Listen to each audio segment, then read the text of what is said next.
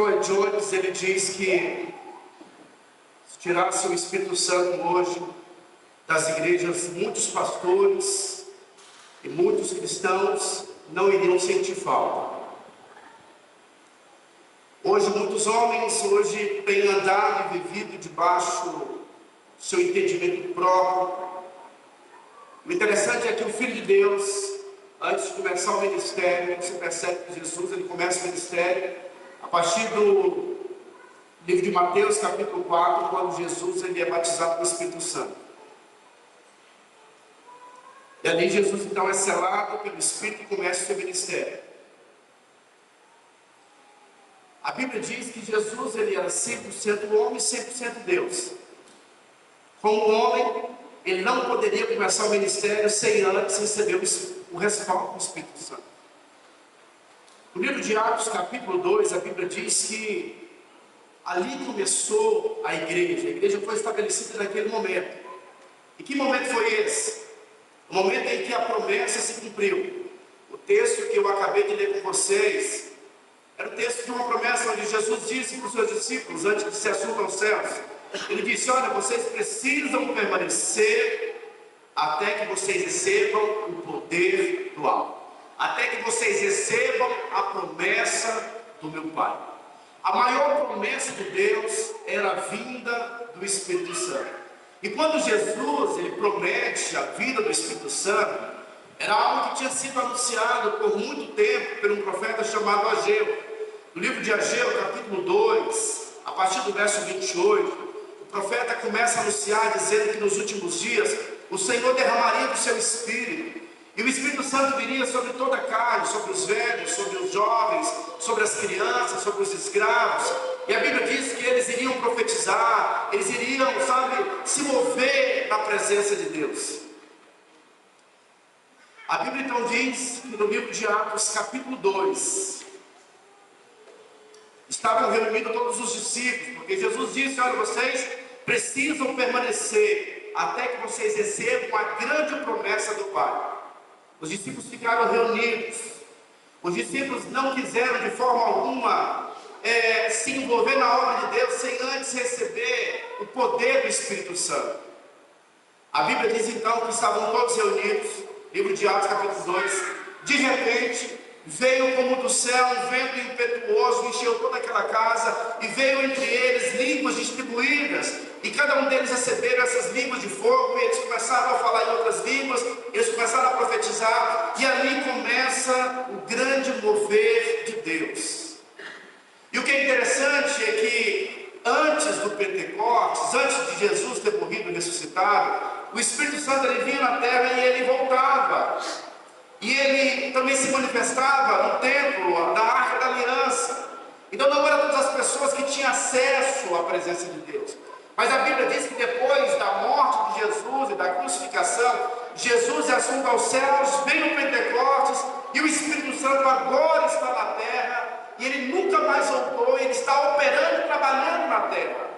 E nós, como povo de Deus, agora precisamos conhecer, compreender a maneira que Deus trabalha na terra. E uma coisa que é muito interessante, você vai perceber, o nosso irmão vai colocar ali, projetar, no livro de Efésios, capítulo 5, verso 1, o apóstolo Paulo escreve, e ele escreve dizendo algo que é intrigante. Ele diz assim, sejam, pois, imitadores de Deus, como filhos amados. Paulo está dizendo que nós temos que imitar a Deus. Agora, como que nós iremos imitar a Deus? E aí, para nós imitarmos a Deus, nós precisamos compreender como que Deus age, como que Deus opera, como que Deus se manifesta nos dias de hoje. Para nós compreendermos como que Deus opera, como que Deus move, no livro de Gênesis, capítulo 1, a partir do verso 1, a Bíblia diz que quando Deus foi criar todas as coisas, o Espírito Santo estava pairando por sobre a terra. O Espírito Santo estava pairando. Essa palavra pairar, no hebraico, significa chocando. O Espírito Santo estava chocando. E é isso que o Espírito de Deus faz na terra. Ele está preparando o solo. E a Bíblia diz que Deus então ele liberou a palavra, haja luz, e houve uma junção da palavra de Deus com o trabalhar do Espírito Santo. E quando o Espírito se encontra com a palavra, a vida vem à existência. E aí, o Senhor então está nos orientando aqui, que para mim fluir e me parecer com Deus, eu preciso ter essa junção do trabalhar do Espírito Santo com a palavra de Deus. Quando nós fazemos essa junção, nós podemos então ver os milagres de Deus acontecendo. Então o Espírito Santo, no livro de Pentecostes, ele foi liberado na terra para todos os homens. Nós podemos, por meio da fé, desfrutarmos da presença do Espírito Santo. E aí eu quero te falar algo. Existe uma maneira de Deus trabalhar na terra.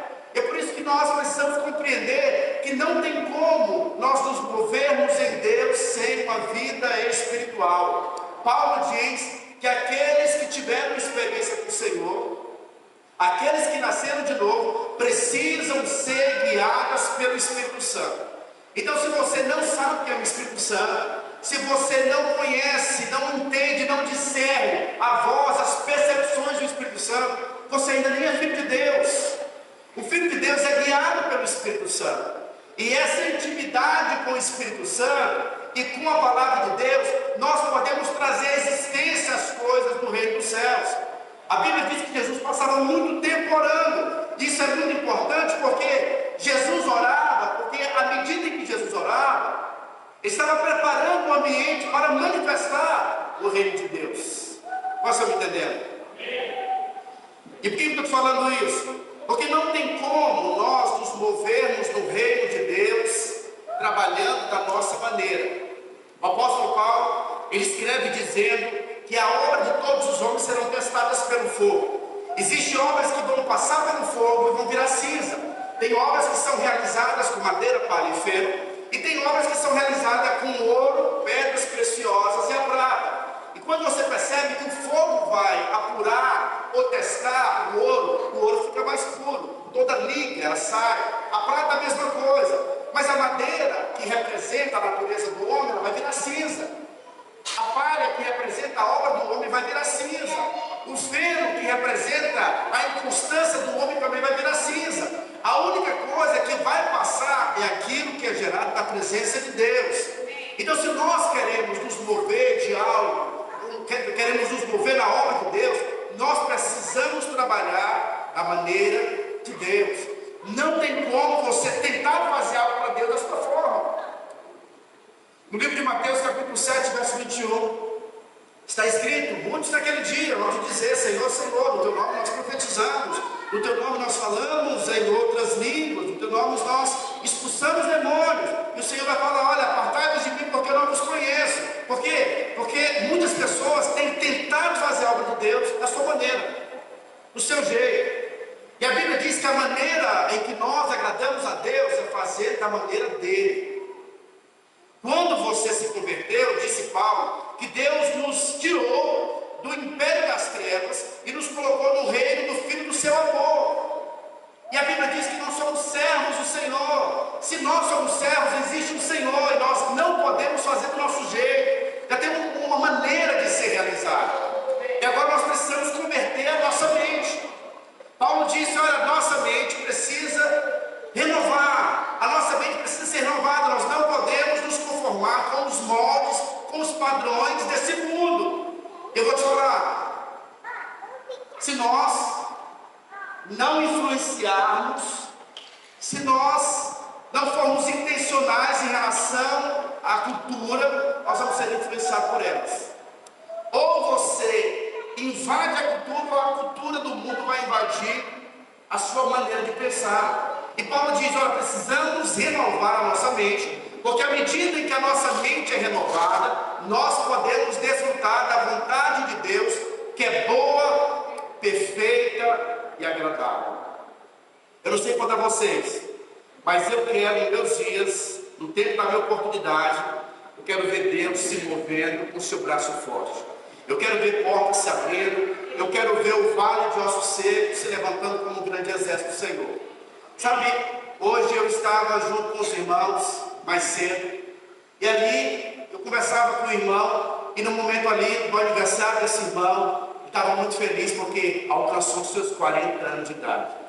E assim, muitos de nós, às vezes, talvez se o Evangelho não tivesse nos alcançado, talvez a nossa vida estaria em outro destino. Mas porque o Evangelho e a mensagem da boa notícia chegou até nós estamos desfrutando da vida boa, perfeita e agradável de Deus. Amém? E deixa eu falar para vocês. A única coisa que nós temos que o mundo não tem é o poder do Espírito Santo. No mundo, você vai perceber que tem muitas pessoas que são boas em oratória, são boas, sabe, tem muitas habilidades, e se você tenta pressionar o mundo com habilidades que ele já tem, você não vai conseguir ganhar o mundo. Mas o mundo tem algo que o mundo não tem algo que nós temos. Nós temos o amor de Deus, nós temos o poder do Espírito Santo. A Bíblia diz que quando Moisés ele foi estabelecido para libertar o povo, Deus não o chamou com a sua capacidade intelectual. Aos 40 anos de idade, Moisés conhecia toda a ciência do Egito, era alguém muitíssimo qualificado, mas a Bíblia diz que toda a habilidade dele não foi suficiente para libertar a nação. Ele teve então que ir para o deserto, e ali no deserto, Deus trabalha no coração dele, e Moisés então tem uma experiência com a sarça, com a presença de Deus, e ali começa o ministério de Moisés. Moisés se tornou alguém usado por Deus na dependência do Espírito Santo. A Bíblia diz que por meio do Espírito Santo, Deus pega as coisas loucas desse mundo para confundir os sábios. Por meio da presença do Espírito Santo, Deus pega aquele que nada é e converte em um príncipe. Deus tira do deserto escravos e o estabelece como uma nação poderosa. Tudo isso por meio do Espírito Santo. Agora, o meu alvo aqui nessa noite é falar para você que depois do Pentecostes, nós precisamos ter um Pentecostes diário com a presença do Espírito Santo. Nós temos que abrir mão de viver uma religiosidade, uma religião. Nós não podemos ser um povo que não tem intimidade profunda com o Espírito Santo. Precisamos ouvir a voz do Espírito Santo e tomarmos decisões fundamentadas. Porque na verdade a Bíblia diz que quando o Senhor foi assunto aos céus, Ele compartilhou conosco dons espirituais. Em Cristo nós não temos limites. Você e eu somos limitados. Mas com a presença do Espírito Santo nós não temos limites. John Maxwell diz que uma pessoa normal tem o poder de influenciar 10.000 pessoas. Agora imagina alguém cheio do Espírito Santo. Alguém cheio da presença do Espírito Santo tem o poder, sabe, de mudar uma cidade, de transformar uma cultura, de não se curvar diante, sabe, do Deus dessa geração. E sabe, nós precisamos nos levantar. Charles Spurgeon, ele diz que ele prefere ensinar obreiros a orarem do que ensinar obreiros a pregarem. Porque o homem de Deus é forjado na vida de oração. A nossa dependência do Espírito Santo de Deus, ela é medida pelo tempo de oração que nós gastamos. Se nós não investirmos tempo em oração, nós ainda não estamos desfrutando das coisas do reino de Deus. A Bíblia diz que certa vez trouxeram para Jesus, na verdade trouxeram para os discípulos de Jesus um endemoniado. Eles então tentaram expulsar o demônio, tentaram e não conseguiam. E eles falavam, sai demônio, o demônio saía. E investiram muito tempo. Depois de muito tempo, Jesus ele desce. E aí o homem diz, olha, eu trouxe o meu filho, meu servo aqui para os seus discípulos expulsarem esse demônio. E eles não conseguiram. E aí Jesus vem, expulsa aquele demônio. E os discípulos ficam assim encucados, como se estivessem perguntando, mas Jesus, por que nós não conseguimos? E eles então pegam Jesus no canto e começam a conversar. E Jesus diz: olha, existe uma caça de demônios que ela só sai com jejum e oração. Mas que caça de demônio era essa? Era a caça que estava atormentando a vida dos discípulos, que era o espírito da incredulidade. Em outras palavras, Jesus estava dizendo: olha, eu gasto muito tempo com o Pai, e vocês não gastam muito tempo com o Pai, e aí vocês precisam gastar muito tempo com os demônios. Eu gasto muito tempo com o Pai, e em fração de segundos eu expulso os demônios, eu expulso as enfermidades. Então, quanto mais intimidade nós tivermos com o Espírito Santo, mais poder do céu nós iremos manifestar. Homens de Deus e mulheres de Deus precisam ser ousados e ousadas. O Espírito Santo vai te levar a fazer coisas muito poderosas. Eu lembro que quando eu converti, eu era pior de orar de monte para orar. Eu queria orar, eu queria estar nas vigílias e buscando. E quando nós passamos a viver essa vida de oração, o evangelismo vai ser algo muito simples. Eu lembro que a primeira vez que eu fui para o Maranhão, o Espírito Santo mandou pregar para um ônibus inteiro, 45 pessoas. Eu não conhecia a Bíblia, mas aquele que tinha me chamado estava me capacitando. O Espírito Santo vai te levar a sair da caixinha, fazer coisas, sabe, diferentes, coisas poderosas. Mas nós precisamos ter experiências com o Senhor. A vida religiosa é uma vida muito ruim. Por quê? Porque se você vive uma vida religiosa, você nem é profundo, e você também às vezes vai ser pego pelo mundo, porque o mundo tem o seu brilho. E aí, se nós não tomarmos uma decisão de sermos profundos no Senhor, você não vai ter uma vida radical com Deus. E eu confesso para vocês, irmãos, existe uma maneira de nós vermos o mover de Deus nas nossas vidas. No livro de Ezequiel, capítulo 37, se você puder abrir a sua Bíblia, por favor, abra a sua Bíblia. Ezequiel, capítulo 37, verso 1.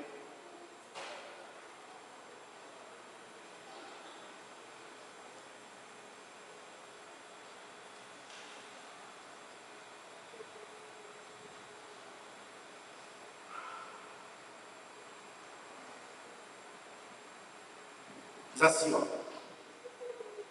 veio sobre mim a mão do Senhor, e Ele me levou pelo Espírito do Senhor, e me deixou no meio de um vale que estava cheio de ossos, e me fez andar ao redor deles.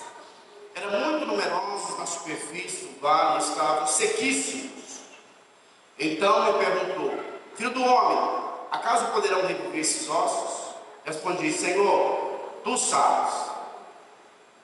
Disse-me ele: profetiza a esses ossos e diz-lhes: ossos secos, ouve a palavra do Senhor.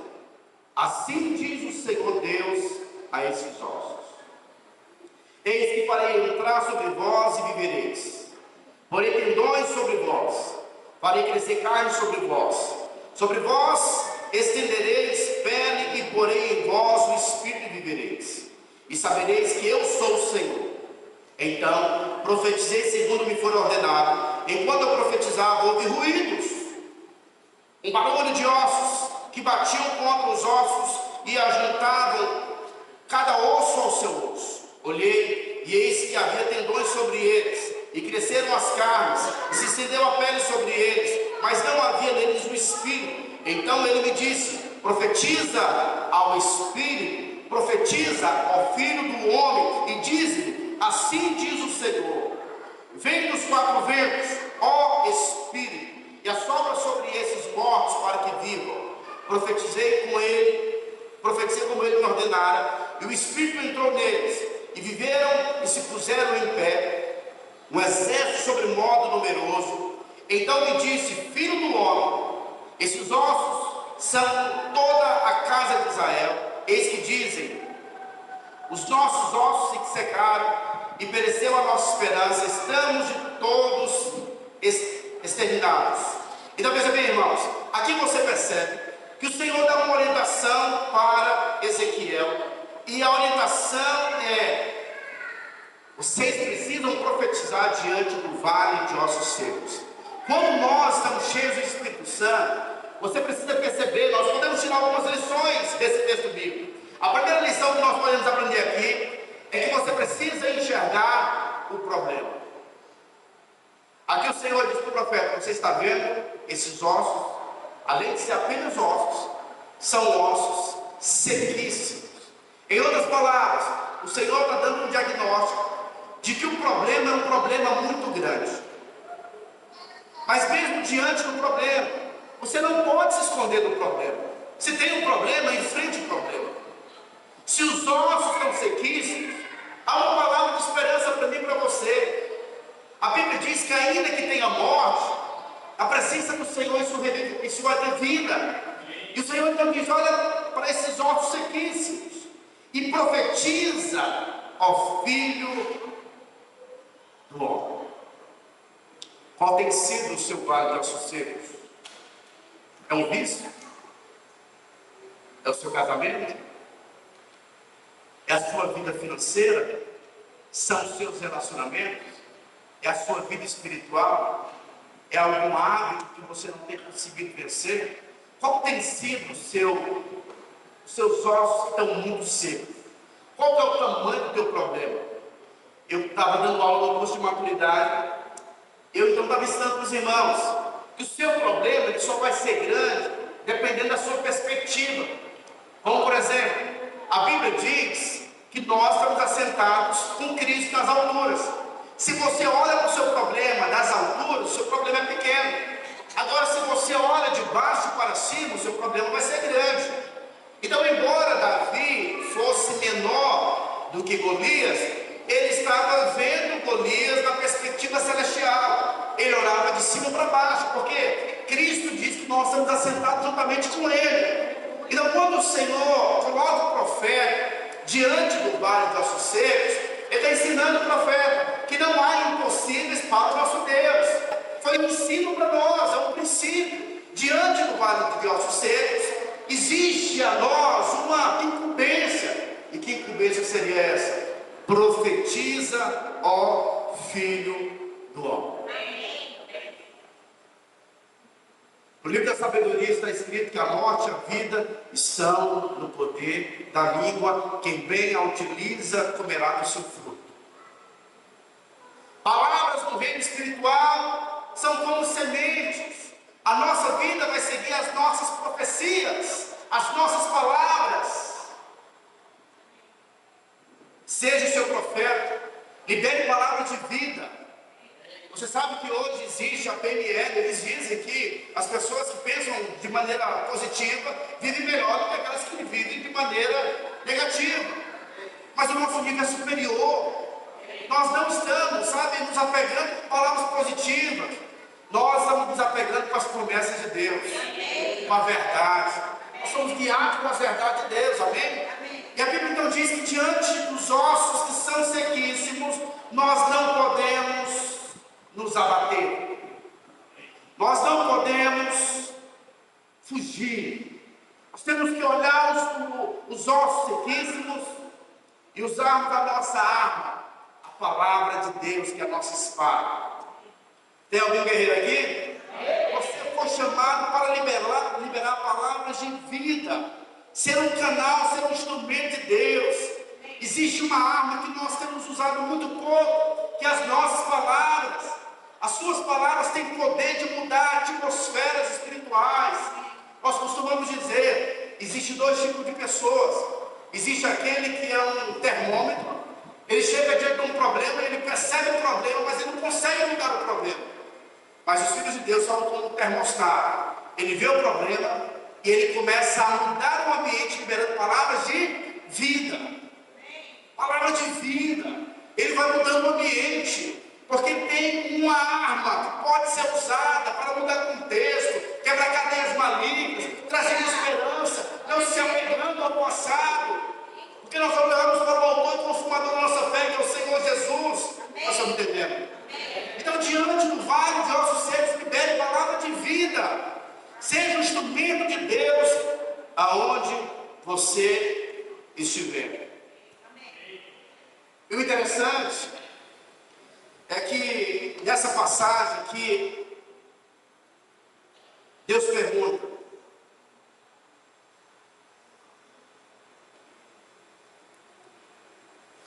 nesse vale de ossos secos. E aí ele vai e pergunta. E o profeta responde: Senhor, tu sabes. Tu sabes. Porque em Deus nós sempre teremos esperança. A mensagem do Evangelho é a mensagem da boa notícia. Diga assim: o Evangelho é a boa notícia. Haverá porventura algo que será demasiadamente difícil para que o Senhor possa fazer? Diga assim: não. Paulo disse no livro de Romanos, capítulo 8, verso 28, todas as coisas irão cooperar para o bem daqueles que amam a Deus e foram chamados segundo o seu propósito. Esse vale de ossos secos vai cooperar para o seu bem. Então seja um instrumento de Deus. O nosso coração precisa ser um coração cheio de esperança. Todos nós temos os nossos vales de ossos secos. Enquanto nós vivemos nessa terra, sempre haverá vale de ossos secos. E por que um vale vem nas nossas vidas? Perceba que até Deus teve o seu vale, que era um mundo caótico depois da queda de Satanás na terra. A Bíblia diz que a terra estava sem forma e vazia, e havia trevas na face do abismo. Isso era um vale. Mas quando Deus ele olha as trevas, ele estava vendo aquele caos, ele não diz: nossa, que trevas! Agora, quando nós olhamos um problema, você tem a tendência de falar muito do problema. Quanto mais você fala e concentra no problema, mais ele vai crescer. Olha nas promessas de Deus. E quando Deus ele olha e ele então vê aquele caos, ele diz: se haja luz. E houve luz. Por quê? Porque o espírito de oração, junto com a palavra, gerou vida. Os seus vales foram dados a você para que o poder de Deus pudesse se manifestar.